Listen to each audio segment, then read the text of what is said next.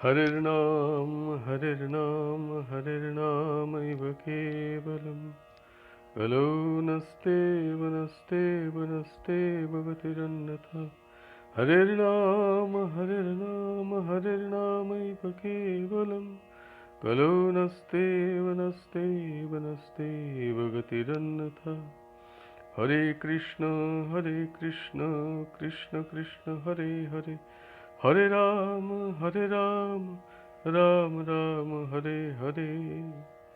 श्री श्री गुरवे नमः। प्रेम भक्ति प्रदातारम् आनन्दानन्दवर्धनम् स्वर्णमेषु तं वन्दे जुगुमया मनोहरम् विजयवल्लभां देवीं विजयानन्दवर्धिनीं सदानन्दमयीं सद्धिं যোগমায়াং নমাম্যহম। গুরু গোবিন্দের অশেষ করুণায় আমরা ভাগবত কথামৃতের দশম স্কন্ধ পর্যন্ত সমাপন করিয়া একাদশ স্কন্ধে উপস্থিত হইয়াছি। একাদশ স্কন্ধ পাঠ আস্বাদন আরম্ভ হইতেছে। श्री श्री भागवत कथामृत सप्ताह पाठ एकादश स्कंध। ओम नमो भगवते वासुदेवाय।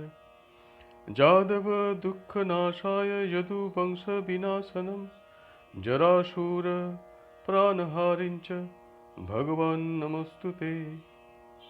এখন শুকদেব গোস্বামী পাদ মহারাজ পরীক্ষিতকে যদু বংশের প্রতি ঋষিগণের অভিশাপ বর্ণনা করিতেছেন। শ্রী শুকদেব বলিলেন, হে পাণ্ডু বংশধর মহারাজ পরীক্ষিত, ভগবান শ্রীকৃষ্ণ বহু দৈত্য বধ করিয়া রাজন্য বর্গের মধ্যে প্রবল কলহ সৃষ্টি করিয়া কুরুক্ষেত্রের যুদ্ধের ভয়াবহ পরিণামের দ্বারা পৃথিবীর ভার হরণ করিয়াছিলেন। नैवन्नतः परिभवोऽल्ल भवेत् कथञ्चिस्मत् संश्रयस्य विभवोन्न अनस्य नित्यम् अन्तः कलिङ्गजदुकुलस्य विधाय वेणु स्तनस्य बह्निमिव शान्तिमुपैमि धाम। কিন্তু ভগবান দেখিলেন অসহনীয় যাদবকুল অদ্যপিও বর্তমান রহিয়াছে। তখন শ্রীকৃষ্ণ স্থির করিলেন, বংশ যেমন বায়ু সংযোগে বংশ বনের মধ্যে অগ্নি উৎপাদন করিয়া সেই বনকে ও আপনাকেও বিনাশ করে, সেইরূপ আমি যদুকুলের মধ্যে কলহ উৎপাদন করিয়া যদুকুল বিনাশপূর্বক শান্তিময় নিজলোক বৈকুণ্ঠে গমন করিব। অনন্তর তিনি ব্রহ্ম সাপচ্ছলে নিজকুলের সংহার করিয়াছিলেন। হে রাজন, বসুদেবের যজ্ঞাদি সম্পাদন করাইয়া বিশ্বামিত্র, দুর্বাসা, বশিষ্ঠ ও নারদ প্রভৃতি ঋষিগণ দ্বারকার নিকটবর্তী পিণ্ডারক নামক তীর্থে গমন করিয়াছিলেন। তখন যদুকুমারগণ জাম্বপতির পুত্র শাম্বকে স্ত্রী বেশে সজ্জিত করিয়া কৃত্রিম গর্ভ রচনা করত ঋষিগণের জ্ঞান পরীক্ষা করিবার নিমিত্ত তাহাদিগকে জিজ্ঞাসা করিলেন, হে ঋষিগণ, এই স্ত্রীলোকটি পুত্র কিংবা কন্যা কি প্রসব করিবে?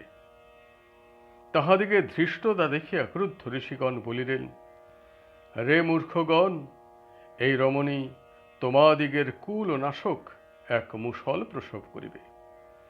মুনিগণের অভিশাপ বাক্যে তাহারা অতিশয় ভীত হইয়া গর্ভ উন্মোচন করিয়া দেখিল তাহা একটি লৌহ মুষল। তাহা লইয়া রাজা উগ্রসেনের নিকটে লইয়া গিয়া বিপদের কথা নিবেদন করিলে তিনি তাহা চূর্ণ করাইয়া সমস্তই সমুদ্রের জলে নিক্ষেপ করাইলেন।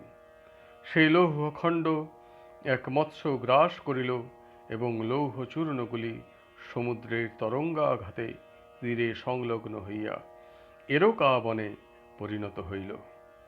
এদিকে জরা নামক এক ব্যাধ মৎস্যের উদরগত লৌহখণ্ডটিকে স্বীয় স্বরের অগ্রভাগে সংযোজিত করিয়া রাখিল। ভগবান শ্রীকৃষ্ণ ব্রহ্মসাপ অবগত হইলেন, কিন্তু সে ব্রহ্মসাপকে অন্যথা করিতে চাহিলেন না। এখন নবযোগীন্দ্র সংবাদ উপাখ্যানটি বর্ণিত হইতেছে। মহারাজ পরীক্ষিতকে শুকদেব গোস্বামীপাদ বলিতেছেন, হে মহারাজ, দেবর্ষি নারদ তখন দ্বারকা নগরীতে অবস্থান করিতেছেন। ভগবন ভবতু যাত্রা স্বস্তয়ে সর্বদেহিনাম কৃপানানাং যথা পিতৃরুত্তম শ্লোকবর্তমানম। একদিন নারদ ঋষি বসুদেবের গৃহে গমন করিলে বসুদেব তাহাকে অভিবাদন করিয়া বলিলেন, হে ভগবান, পিতা মাতা যেমন সন্তানগণের কল্যাণকামী, সেইরূপ নিখিল জনগণের কল্যাণকামী ভগবদ ভক্ত মহাজনগণের আগমনে দীনচিত্ত গৃহীগণের মঙ্গলের কারণ হইয়া থাকে। আমার গৃহে আপনার আগমনও সেইরূপ আমার ও সকলের পক্ষে শুভকর বলিয়া মনে করি। যাহারা যে প্রকারে দেবতাগণের ভজনা করেন, দেবতাগণ তাহাদিগকে সেইরূপই ফল প্রদান করেন, কিন্তু সাধুগণ দীন বৎসল তাহারা নিরপেক্ষভাবে সকলের মঙ্গল বিধান করিয়া থাকেন। হে রাজন, এরূপে দেবর্ষির নিকট আত্মনিবেদন করিয়া বসুদেব যে উপায়ে নানাবিধ ক্লেশপূর্ণ ও সর্বপ্রকারে ভয়াবহ এই সংসার হইতে অনায়াসে মুক্ত হইতে পারেন, সেই পরমার্থপ্রদ উপদেশ জানিবার ইচ্ছা প্রকাশ করিলে দীন দয়াল দেবর্ষি নারদ নবযোগীন্দ্র ও বিদেহরাজ রাজা নিমির পুরাতন ইতিহাস বর্ণনা করিলেন। ঋষভদেবের শতপুত্রের মধ্যে 9 জন দিগম্বর যোগীন্দ্র আত্মবিদ্যায় পারদর্শী ও ভগবত তত্ত্বোপদেষ্টা হইয়া পৃথিবীতে বিচরণ করিতেন। তাহাদিগের নাম কবি, হরি, অন্তরিক্ষ, প্রবুদ্ধ, পিপ্পলায়ন, আবির্হোত্র, দ্রুমিল, চমস ও করভাজন। ইহারা নবযোগীন্দ্র নামে পরিচিত। তাহারা যদৃচ্ছাক্রমে ভ্রমণ করিতে করিতে একদিন মহাত্মা নিমির যজ্ঞস্থলিতে আসিয়া উপস্থিত হইলেন। বিদেহরাজ নিমি যথাযোগ্যভাবে তাহাদিগের পূজা করিয়া বলিলেন, দেহধারী জীবগণের দেহ ক্ষণভঙ্গুর হইলেও মনুষ্য দেহ দুর্লভ। সে মনুষ্য দেহে আবার ভগবৎ প্রিয় ব্যক্তিগণের দর্শন সুদুর্লভ। মহা সৌভাগ্যের ফলে মনুষ্য দেহ লাভ করিয়া আজ আমি আপনাদিগের দর্শন লাভ করিলাম। মন্যে ভগবতঃ সাক্ষাৎ পার্ষদানবো মধুদ্দিশঃ বিষ্ণুর্ভূতানি লোকানাং পাবায় চরন্তি। হে মুনিগণ, যেহেতু এই সংসারে সাধুসঙ্গ ক্ষণার্ধকাল স্থায়ী হইলেও উহা মনুষ্যগণের পক্ষে পরম কল্যাণপ্রদ, অতএব আমি আপনাদিগের নিকট আত্যন্তিক মঙ্গলের উপায় জিজ্ঞাসা করিতেছি। প্রথম নিমি মহারাজের প্রথম প্রশ্ন হইল, ভাগবত ধর্ম কি? প্রথম যোগীন্দ্র কবি তদ উত্তরে বলিলেন, এই সংসারে ভগবান অচ্যুতের পাদপদ্মের উপাসনার দ্বারা অকুত ভয় ও সম্পূর্ণ নির্ভীক হওয়া যায়। দেহকেই যাহারা আত্মা বলিয়া মনে করে, এমন চঞ্চলমতি লোকের পক্ষেও ভগবত উপাসনায় সর্বভয় নিবারণকারী। পরমেশ্বরে সমর্পিত শাস্ত্রীয় সমস্ত কার্যই ভাগবত ধর্ম। যেমন প্রতিগ্রাস অন্যের সহিত ভোজনকারীর সুখ, উদরপূরণ ও ক্ষুধার নিবৃত্তি একসঙ্গেই হইতে থাকে, সেইরূপ ভগবত লীলা কীর্তনকারী ব্যক্তির ভক্তি, ভগবত রূপ দর্শন ও সংসারে বিরক্তি সমকালে উৎপন্ন হয়। হে মহারাজ নিমি, এই শরণাগতির দ্বারা শ্রীহরির চরণ সেবা করিলে ভক্তি, সংসারে বিরক্তি ও ভগবত রূপের অনুভূতি হইতে থাকে এবং ক্রমে ক্রমে সাক্ষাৎ পরম শান্তি লাভ করে। অতঃপর দ্বিতীয় প্রশ্নে রাজা নিমি ভক্তগণের আচার ব্যবহার এবং তাহাদিগের মধ্যে যে লক্ষণ পরিদৃষ্ট হইয়া থাকে তাহা জানিবার জন্য কৌতূহল প্রকাশ করিলেন। তখন দ্বিতীয় যোগীন্দ্র হরি বলিলেন, যিনি সর্বকারণ পরমাত্মা ভগবানের প্রকাশ সর্বভূতে অনুভব করেন, তিনি ভক্তগণের মধ্যে সর্বশ্রেষ্ঠ। যিনি ভগবানের প্রতি প্রেম, ভগবৎ ভক্তগণের সহিত মিত্রতা, অভক্তগণের প্রতি কৃপা ও ভগবৎ বিদ্বেষীগণের প্রতি উপেক্ষা প্রদর্শন করেন, সেই অভেদদর্শী ব্যক্তি মধ্যম ভাগবত। আর যিনি শ্রদ্ধা সহকারে কেবল প্রতিমাদিতেই শ্রীহরির পূজা করেন, সর্বভূতের প্রতি শ্রদ্ধা নিবেদন করেন না, সেই ভক্ত অপক্ষ ভক্ত বলিয়া কথিত হন। তিনি আরও বলিলেন, ত্রৈলোক্যের সাম্রাজ্য প্রাপ্ত হইলেও যে ভক্ত ভগবানের লীলা স্মরণ হইতে মুহূর্ত বিচলিত হয় না, যিনি জানেন ত্রৈলোক্য সুখ অনিত্য, ভগবৎ প্রাপ্তি সুখ নিত্য, তিনিই ভগবৎ ভক্তদিগের মধ্যে শ্রেষ্ঠ, তিনিই বৈষ্ণব শ্রেষ্ঠ। তৃতীয় প্রশ্নে মহারাজ নিমি জিজ্ঞাসা করিতেছেন, ভগবান শ্রীহরির যে মায়া ব্রহ্মাদি দেবগণের মোহকর, সেই মায়ার স্বরূপ কি? তৃতীয় যোগীন্দ্র অন্তরিক্ষ তদুত্তরে বলিলেন, মহাভূতের দ্বারা ভগবান জীবসমূহের সৃষ্টি করিয়াছেন। জীবগণ দেহকেই আত্মা মনে করিয়া এই শরীরের প্রতি আসক্ত হয়। এই আসক্তির দ্বারা সৃষ্ট বাসনাগুলি হইতে কর্ম করিতে করিতে জীবগণ সুখ ও দুঃখ ভোগ করিয়া এই সংসারে পুনঃ পুনঃ পরিভ্রমণ করিয়া অবশভাবে প্রলয়কাল পর্যন্ত জন্ম মৃত্যুর অধীন হয়। চতুর্থ প্রশ্নে মহারাজ নিমি পুনরায় জিজ্ঞাসা করিলেন, আত্মজ্ঞানহীন ব্যক্তিগণের পক্ষে এই মায়া দুস্তরণীয়, কিন্তু এই ঐশ্বরী মায়াকে স্থূল বুদ্ধি লোকেরাও যাহাতে অনায়াসে অতিক্রম করিতে পারে, সেই উপায় কি? তদুত্তরে চতুর্থ যোগীন্দ্র প্রবুদ্ধ বলিলেন, স্মরন্তঃ স্মারয়ন্তশ্চ মিথো অঘৌঘহরং হরিম ভক্তা সঞ্জাতয়া ভক্তা বিভ্রতুৎপুলাকান্তনুম। অর্থাৎ কৃষ্ণকে স্মরণ করো সদা সর্বক্ষণ, অপর সকল জনে কর স্মরণ।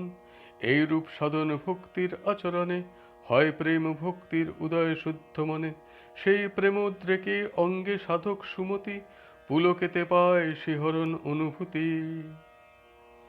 দুঃখের বিনাশ ও সুখ লাভের জন্য যাহারা কর্ম করেন, তাহারা কর্মসমূহের বিপরীত ফল লাভ করে। মায়ার বন্ধন ছেদন করিতে হইলে তত্ত্বজ্ঞ গুরু শরণাগত হইয়া তাহার নির্দেশ মতো শ্রীহরির লীলা কথায় মনোনিবেশ করিতে পারিলে দুস্তর মায়া অতিক্রম করিতে পারিবে। অসাধারণ কর্মকারী ভগবান শ্রীহরির জন্ম কর্ম এবং গুণাবলীর শ্রবণ কীর্তন এবং ধ্যান করিয়া তাহারই উদ্দেশ্যে সকল কর্মের অনুষ্ঠান করিবে। মহারাজ নিমি এখন পঞ্চম প্রশ্ন করিলেন, পরমাত্মা পরব্রহ্মের স্বরূপ কেমন? তদুত্তরে পঞ্চম যোগীন্দ্র পিপ্পলায়ন বলিলেন, যিনি বিশ্বের সৃষ্টি স্থিতি ও প্রলয়ের কারণ স্বরূপ, তিনি স্বয়ং কারণ রহিত, অন্তরে ও বাহিরে সর্বাধার রূপে সর্বদা বর্তমান আছেন। স্বয়ং পূর্ণ, স্বয়ং জ্যোতি, স্বয়ং সিদ্ধ পরমাত্মা নারায়ণ। মোক্ষকামী ব্যক্তির চিত্ত যখন শ্রীহরির চরণ কমলে চিন্তা করিতে করিতে পরিশুদ্ধ হইবে, তখন তাহার বিশুদ্ধ চিত্তে পরমাত্মার প্রকাশ অনুভূত হইবে। ষষ্ঠ প্রশ্নে রাজা নিমি জিজ্ঞাসা করিলেন, যেরূপ কর্মযোগের দ্বারা মানুষ বিশুদ্ধ চিত্ত হইয়া ইহলোকে পরমাত্মা বিষয়ক জ্ঞান লাভ করিতে পারেন, সে কর্মযোগের কথা বলুন। তখন ষষ্ঠ যোগীন্দ্র আবির্হোত্র বলিলেন, বেদে সমগ্র কর্মকে তিন ভাগে বিভক্ত করা হইয়াছে। কর্ম হইল শাস্ত্রবিহিত আচরণ, অকর্ম হইল শাস্ত্রবিহিত অনাচরণ এবং বিকর্ম হইল শাস্ত্র নিষিদ্ধ আচরণ। স্বর্গকামী ব্যক্তি যজ্ঞ করিবেন, এইরূপ যে সকল বেদের বিধান রহিয়াছে তাহা মানবগণের কর্মে রুচি উৎপাদনের জন্য। যজ্ঞ প্রভৃতি বেদ বিহিত কর্ম উপায় মাত্র, উদ্দেশ্য নহে। মানুষ ক্রমশ নিষ্পৃহ হইতে ঈশ্বরে সর্বকর্ম ফল সমর্পণ করিয়া কেবলমাত্র বেদ বিহিত কর্ম করিতে করিতে অবশেষে কর্ম অতিক্রম করিয়া ভগবৎ বিষয় জ্ঞান লাভ করিতে সমর্থ হইবে। আবির্হোত্র নামক যোগীন্দ্রের উপদেশ শ্রবণ করিয়া মহারাজ নিমি সপ্তম প্রশ্নে জিজ্ঞাসা করিলেন, ভগবান শ্রীহরির যে যে অবতারের দ্বারা জগতে যে সকল কর্ম করিয়াছেন এবং করিবেন, সেই অবতারগণের লীলা আমি শ্রবণ করিতে বাসনা করি। যো বা অনন্তস্য গুণানন্তা ননুক্রমিষ্যন স তু বালবুদ্ধিঃ রজাংসি ভূমের গণয়েত কথঞ্চিৎ কালেন নৈবাখিল শক্তিধাম্নঃ। অর্থাৎ ভগবান অনন্ত গুণের অধিকারী, কেহ তাহা পরিমাণ করিতে না পারি। গণিত সমর্থ আছি কেহ যদি কয়, বালক সমান মূর্খ সেই জন হয়। পৃথিবীর ধূলিকণা করিতে গণন যদ্যপি সক্ষম হয় ভাবে কোনো জন, তথাপি কৃষ্ণের গুণে অন্ত নাহি পায়। এই তত্ত্বসার কথা জানিবে সদায়। তাহার এই প্রশ্নের উত্তরে সপ্তম যোগীন্দ্র দ্রুমিল বলিলেন যে সুদীর্ঘ কালের দ্বারা কেহ হয়তো পৃথিবীর সমস্ত ধূলিকণা গণনা করিতে সমর্থ হইলে হইতেও পারেন, কিন্তু সর্বশক্তির আধার শ্রী ভগবানের লীলা মাহাত্ম্য বর্ণনা করা মানবের পক্ষে কখনোই সম্ভবপর নয়। কারণ সলিল শাহী আদি পুরুষ হইতে ব্রহ্মা, বিষ্ণু ও রুদ্রের সৃষ্টি। কালক্রমে ধর্মের ঔরসে দক্ষের কন্যা মূর্তির গর্ভে ঋষিশ্রেষ্ঠ নারায়ণ ও নরজন্ম গ্রহণ করিলেন। ভগবান বিষ্ণুই নিজ অংশে হংস, দত্তাত্রেয়, সনকাদি কুমারগণ এবং আমাদিগের পিতা ঋষভদেব রূপে অবতীর্ণ হইয়া জ্ঞানযোগ ও ভক্তিযোগ উপদেশ করিয়াছিলেন। সেই ভগবান বিষ্ণুই হয়গ্রীব অবতারে মধুদৈত্যকে বধ করিয়া তাহার কবল হইতে বেদসমূহ উদ্ধার করিয়াছিলেন। অনন্তর বিষ্ণু মৎস্য, কুর্ম, বরাহ, বামন, নৃসিংহ, পরশুরাম, রামচন্দ্র প্রভৃতি অবতার রূপে আবির্ভূত হইয়াছিলেন। সেই জন্মরহিত ভগবান বিষ্ণু পৃথিবীর ভার হরণ করিবার নিমিত্ত যদুকুলে অবতীর্ণ হইয়া দেবতাগণের দুষ্কর কর্মসমূহ করিবেন। তিনি আবার বুদ্ধ অবতারে অনধিকারী অথচ যজ্ঞানুষ্ঠানে প্রবৃত্ত অসুর ভাবাপন্ন মানবগণকে অহিংসাবাদের দ্বারা বিমোহিত করিবেন এবং কলির শেষে কল্কি অবতারে তিনি শূদ্র রাজাদিগকে বধ করিবেন। জগৎপতি বিষ্ণুর এই রূপ বহু বহু জন্ম ও কর্ম ধর্মজগতের ইতিহাসে প্রসিদ্ধ রহিয়াছে। অনন্তর বিদেহরাজ নিমি অষ্টম প্রশ্ন করিলেন, যাহারা ভগবান শ্রীহরির ভজনা করে না, সেইরূপ অস্থির চিত্ত অপূর্ণকাম ব্যক্তির কি গতি হইবে? হিত্বাত্ময়া সরচিতা গৃহপত্যসুহৃচ্ছ্রিয়ঃ তম বিশ্বন্ত নিচ্ছন্ত বাসুদেব পরান্মুখা। অর্থাৎ বহু শ্রমে শ্রীকৃষ্ণ বিমুখ যেইজন আহরণ করে পুত্র গৃহমিত্র ধন, পাপ পুণ্য দুই মাত্র নিজ সঙ্গে করি, অন্ত শেষে যায় সেই সব পরিহরি। নরকে মুজিয়া পাপী দুঃখ ভোগ করে, শ্রীহরি বিমুখ জন কভু নাহি তরে। এ প্রশ্নের উত্তরে অষ্টম যোগীন্দ্র চমস কহিলেন যে ব্রাহ্মণাদি চতুর্বর্গের মধ্যে যাহারা বর্ণাশ্রমোচিত কর্মের মধ্যে দিয়া ভগবান শ্রীহরিকে স্মরণ করে না, তাহারা বর্ণাশ্রম হইতে ভ্রষ্ট হইয়া অধপাতিত হয়। যাহারা মূর্খ অথচ নিজেকে পণ্ডিত বলিয়া মনে করে, তাহারা দাম্ভিক ও অভিমানী হয় এবং পাপিষ্ঠগণ ভগবৎ প্রিয় সাধুগণকে উপহাস করে। এই সকল লোক গৃহে বাস করিয়া স্ত্রী সঙ্গ, মাংস ভক্ষণ, সুরা পান আদি করিয়া বেদের বিধান লঙ্ঘন করে। বাসুদেবের প্রতি পরাণমুখ এই সব লোকেরা অবশেষে কাল কর্তৃক ভ্রষ্ট মনোরথ হইয়া জন্ম মরণ প্রবাহরূপ সংসারে পুনঃ পুনঃ পরিভ্রমণ করে। বিদেহরাজ নিমি নবম তথা সর্বশেষ প্রশ্ন করিলেন, ভগবান এই জগতে কোন যুগে কিরূপ বর্ণ কিরূপ আকার বিশিষ্ট হইয়া কি নাম ও বিধির দ্বারা মনুষ্যগণের নিকট পূজিত হন? নবযোগীন্দ্র করভাজন তদুত্তরে বলিলেন, সত্য ত্রেতা দাপর ও কলি এই চারি যুগে শ্রীহরি নানাবিধ বর্ণ নাম আকার ধারণ করিয়া পূজিত হন। সত্য যুগে ভগবান শুক্ল বর্ণ, ত্রেতা যুগে রক্তবর্ণ, দাপরে শ্যাম বর্ণ, কলিযুগে তিনি পেত বর্ণ। এই কলিযুগে কেবল নাম সংকীর্তনের দ্বারাই সব পুরুষার্থ প্রাপ্ত হওয়া যায়, তাই কলিযুগ ধন্য। কলিযুগেই নারায়ণ পরায়ণ ভক্তগণ জন্মগ্রহণ করিতেছেন এবং করিবেন। শ্রী নারদ ঋষি বলিলেন, হে বসুদেব, সিদ্ধ 9 জন মুনির উপদেশাবলী শ্রবণ করিয়া রাজা নিমি ভাগবত ধর্মসমূহ সাধন করিয়া পরম গতি লাভ করিলেন। তুমিও যদি এই ভাগবত ধর্ম আচরণ করো, তাহা হইলে নিশ্চয়ই পরম পুরুষকে লাভ করিতে পারিবে। অতঃপর যাদবগণের প্রভাস ক্ষেত্রে গমনের উপাখ্যানটি বর্ণিত হইতেছে। শ্রী শুকদেব গোস্বামীপাদ বলিলেন, হে মহারাজ পরীক্ষিত, যদুকুল ব্রহ্ম শাপগ্রস্ত হইয়াছে জানিয়া দেবতাগণ নিশ্চিত হইলেন যে ভগবান শ্রীকৃষ্ণ এইবার নরদেহ ত্যাগ করিয়া স্বধামে প্রস্থান করিবেন। বিভ্রস্তবামৃত কথোদব হস্ত্রিলোক্যঃ পাদাবনেজ সরিতঃ সমলানি হন্তুম অনুশ্রবং শ্রুতিভিরঙ্ঘ্রি জমঙ্গ সঙ্গে তীর্থদ্বয়ং শুচিশস্তস্ত উপসৃষ্যন্তি। অর্থাৎ ত্রিলোকের পাপরাশি করিতে বিধৌত রেখেছেন 2 ধারা প্রবাহ পবিত্র, তোমার অমৃতময়ী লীলায় পরিণীত, কথা নদী কর্ণ দ্বারা শ্রবণ জনিত।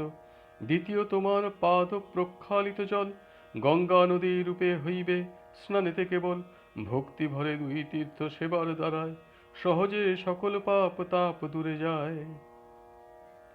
অতএব শেষবারের মতো তাহার অপার্থিব রূপ দর্শন এবং তাহার স্তব করিবার জন্য দেবতা ও প্রজাপতিগণে পরিবৃত হইয়া ব্রহ্মা দ্বারকায় আগমন করিয়া ভগবান শ্রীকৃষ্ণের বহু স্তব স্তুতি করিলেন। হে পরমেশ্বর, কলিযুগে সাধু মনুষ্যগণ আপনার চরিত কথা শ্রবণ ও কীর্তন করিতে করিতে অনায়াসে সংসার সাগর উত্তীর্ণ হইবেন। यानिते चरितानि स मनुष्यः साधवः कलौ शृण्वन्तः कीर्तयन्तश्च तरिष्यन्तं যশা তমঃ। অর্থাৎ, হে প্রভু, কলিতে যেই সৎ ব্যক্তিগণ আপনার লীলা কথা করিবে কীর্তন অথবা শ্রদ্ধায় শুনে নিশ্চিত ভাবেতে অজ্ঞান অন্ধকার দূর করিবে চিত্তেতে। হে রাজন, তাহাদিগের স্তব শ্রবণ করিয়া ভগবান শ্রীকৃষ্ণ বলিলেন যে তিনি যথাসময়ে দেব কার্য সম্পন্ন করিয়াছেন। এখন যদুকুল ধ্বংস হইলেই তিনি বৈকুণ্ঠে গমন করিবেন। অনন্তর ব্রহ্মাদি দেবতাগণ তাহার নিকটে বিদায় গ্রহণ করিয়া স্বধামে গমন করিলেন। অনন্তর ভগবান শ্রীকৃষ্ণ দ্বারকাপুরীর নানাবিধ প্রাকৃতিক উৎপাত লক্ষ্য করিয়া বৃদ্ধ যাদবগণকে বলিলেন, দ্বারকাপুরীতে আর অবস্থান না করিয়া অদ্যই পরম পবিত্র প্রভাস তীর্থে সকলের গমন করা উচিত। যাদবগণ প্রভাস তীর্থে গমনের উদ্দেশ্যে রথসমূহ যোজনা করিলেন। শ্রী শুকদেব কহিলেন, হে রাজন, ইতিমধ্যে শ্রীকৃষ্ণ চরণাশ্রিত নিত্যদাস ভক্ত উদ্ধব আসিয়া উপস্থিত হইলেন। তিনি শ্রীকৃষ্ণের গূঢ় উদ্দেশ্য বুঝিতে পারিয়াছিলেন, তাই তিনি শ্রীকৃষ্ণের পাদপদ্ম বন্দনা করিয়া বলিলেন, তয়োপভুক্ত স্রগন্ধ বাসো অলঙ্কার চর্চিতঃ উচ্ছিষ্ট ভোজিন দাসাস্তব মায়াং জয় মহি। অর্থাৎ আপনার উপভুক্ত মাল্য গন্ধবাস ভূষণে সজ্জিত মোরা আপনার দাস, আপনার উচ্ছিষ্ট ভোজনে সুনিশ্চয় আপনার মায়াকে করেছি মোরা জয়। কিন্তু মোরা আপনার বিয়োগ ব্যথায় সহিতে না পারি, তাই দুঃখী সর্বদায়। হে প্রভু, আপনি যদুকুল সংহার করিয়া নিশ্চয়ই পৃথিবী পরিত্যাগ করিবেন। আপনার দর্শন ব্যতীত ক্ষণার্ধ কালও আমি জীবিত থাকিতে পারিব না। অতএব হে প্রভু, আমাকেও আপনি আপনার ধামে আপনার সঙ্গে লইয়া চলুন। আপনার উপযুক্ত মাল্য গন্ধ বসন ও অলঙ্কারে সজ্জিত আপনার দাস আমরা আপনার প্রসাদ ভক্ষণে মায়াকে অনায়াসে জয় করিব। শ্রী শুকদেব গোস্বামীপাদ কহিতেছেন, যাদবগণ দ্বারকাপুরী পরিত্যাগের দুঃখে ম্রিয়মান, আবার প্রভাস তীর্থে গমন করিবার উদ্দেশ্যে কর্মব্যস্ত। রথ গজ অশ্বাদি যানে যাদবগণ উপস্থিত হইলেন প্রভাস তীর্থে। এই মহাকোলাহলপূর্ণ কর্মমুখর বিরাট কর্মভূমির এক পার্শ্বে নির্জনে শ্রীকৃষ্ণ ও তাহার নিত্য সহচর উদ্ধব পরস্পরের সম্মুখে দণ্ডায়মান। প্রভু নির্বাক বিস্ময়ে মৃদু মৃদু হাস্যানন যুক্ত ভক্তের বদন দর্শন করিতেছেন। অতঃপর ভগবান শ্রীকৃষ্ণ প্রিয় ভক্ত উদ্ধবকে উপদেশচ্ছলে বদ্ধ ও মুক্তের লক্ষণ, সৎসঙ্গের মহিমা, অনিমাদি যোগ সিদ্ধি, ব্রহ্মচারী ধর্ম, গৃহস্থ ধর্ম, বানপ্রস্থ ও সন্ন্যাস ধর্ম, কর্মযোগ, জ্ঞানযোগ, ভক্তিযোগ সবিস্তারে বর্ণনা করিলেন। যে পথই মানুষ অবলম্বন করুক, ভগবান শ্রীকৃষ্ণের প্রতি ভক্তি না থাকিলে সে পথ, সেই সাধন ভজন নিরর্থক। ভগবান শ্রীকৃষ্ণ প্রথমত সংক্ষেপে সংসার বৈরাগ্য ও আত্মজ্ঞান উপদেশ দিয়া যদু রাজা ও এক অবধূতের সংবাদ কীর্তনে চতুর্বিংশতি গুরুর উপদেশ প্রদান করিলেন। न बस्तव्यं त्वयि देह मया त्वक्तिमहितले, জানো অধর্ম রুচির ভদ্র ভবিষ্যতি কলৌ যুগে। অর্থাৎ এই মর্তধাম ত্যাগ হইলে আমার, তুমি তথা থাকিতে না চেষ্টা করো আর। কলিযুগে অধিকাংশ লোকের প্রবৃত্তি আকর্ষিত হইবে সদা অধর্মের প্রতি। ভগবান শ্রীকৃষ্ণ বলিলেন যে, আজ হইতে সপ্তম দিবসে সমুদ্র দ্বারকাপুরীকে প্লাবিত করিয়া বিনষ্ট করিবে। আর তিনি যে লীলা সম্বরণ করিবেন, এ কথাও সত্য। সুতরাং ভক্ত উদ্ধবের আর গৃহস্থাশ্রমে থাকা উচিত নয়। শ্রীকৃষ্ণে মনোনিবেশ পূর্বক সমদৃষ্টি সম্পন্ন হইয়া উদ্ধবকে পৃথিবী পর্যটন করিতে বলিলেন। তখন সংসার বাসনা ত্যাগের সহজ উপায় উদ্ধব জিজ্ঞাসা করিলে ভগবান বলিলেন, শরণাগতি ব্যতীত ঈশ্বর লাভের আর দ্বিতীয় কোনো পন্থা নাই। আমি বহুবিধ জীব সৃজন করিয়াছি, সমস্ত জীবগণের মধ্যে মানব শরীরই আমার সর্বাপেক্ষা প্রিয়। এক দ্বি ত্রিশ্চতুষ্পাদ বহুপাদস্তথা পদঃ বভঃ সন্তি পুরঃ শিষ্টস্তসং মে পৌরুষে প্রিয়া। অর্থাৎ একপাদ দ্বিপাদ ত্রিপাদ চতুষ্পাদ পাদহীন বহুত প্রকার বহুপাদ সৃজন করিয়াছি দেহ মধ্যে সে সবার নরদেহ সর্বাধিক প্রিয় যে আমার। হরি বল হরি বল হরি বল। জয় গুরুদেব জয় গুরুদেব জয় গুরুদেব। জয় গুরু জয় গুরু জয় গুরু জয়। জয় গুরু জয় গুরু জয় জয় গুরু জয়। জয় গুরু জয় গুরু জয় গুরু জয়। জয় গুরু জয় গুরু জয় জয় গুরু জয়। জয় গুরু জয় গুরু জয় গুরু জয়। জয় গুরু, জয় গুরু, জয় জয় গুরু জয়। জয় গুরু, জয় গুরু, জয় জয় গুরু জয়।